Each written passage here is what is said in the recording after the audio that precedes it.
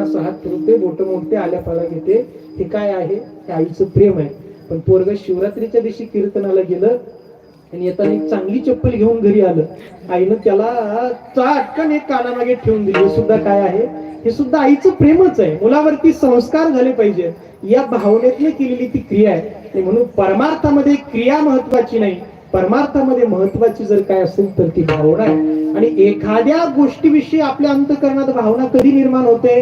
ज्या वेळेला त्या गोष्टीचा आपल्याला परिचय होतो, त्या वस्तूचा, त्या व्यक्तीचा परिचय होतो. त्यावेळेला त्या व्यक्तीविषयी, त्या वस्तूविषयी आपल्या अंतःकरणात श्रद्धा, भाव, भक्ती निर्माण होत असते. एखाद्या वस्तूची जर ओळखच नसेल तर तिचा काही एवढं फार तिच्याविषयी मनात काही वाटत नाही. पण एकदा ओळख झाली की खऱ्या अर्थानं तिच्याविषयी अंतःकरणामध्ये भाव निर्माण होत असतो.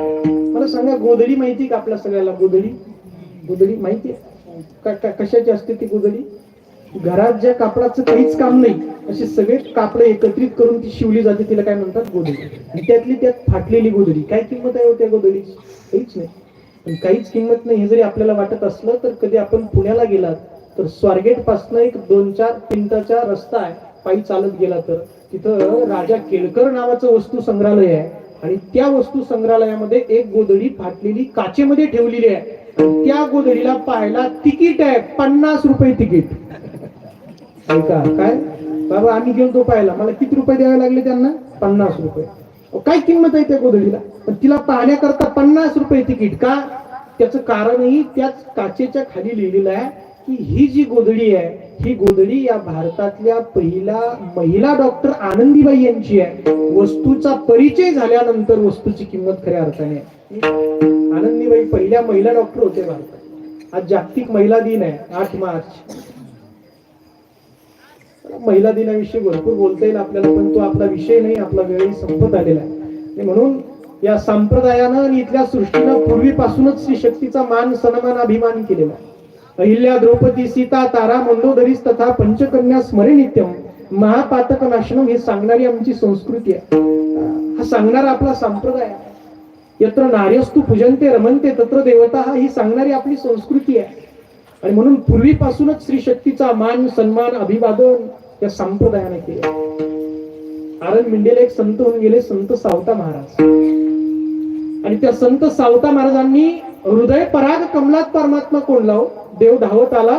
आणि देव धावत आल्यानंतर देवानं सांगितलं, सावता मला लपायचं, लपण्याकरता जागा दे. सावता महाराजांनी कसलाच विचार न करता हातातलं खुरपं घेतलंय, स्वतःच उदर फाटलून देवाला लपवण्याकरता जागा दिली. सावता महाराजांनी हृदयात देव कोणला. आता धन्यता द्यायची आहे. लखोटा, ताम्रपत्र, मानपत्र लिहायला सुरुवात झाली. लोक म्हणायला लागली, आता धन्यता कुणाला द्यायची? लोक म्हणायचे, सावता महाराज किती धन्य आहेत, हृदयात देव कोणला. पण सगळे संत एकत्रित आले, संत एकांती बैसले, सकल सिद्धांत शोधिले. आणि सगळ्या संतांनी निर्णय दिला, धन्य सावता महाराज नाही, मग धन्य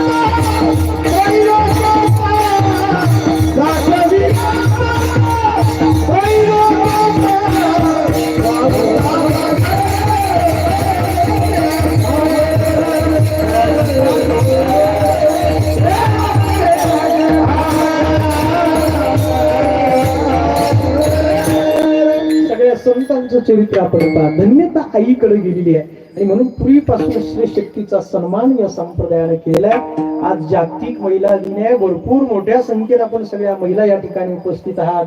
तुम्हाला या जागतिक महिला दिनाच्या खूप खूप शुभेच्छा देतो.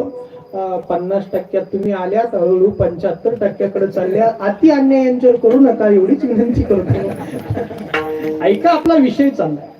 वस्तूची ओळख, परिचय झाल्याशिवाय तिच्याविषयी भावना निर्माण होत नाही, श्रद्धा निर्माण होत.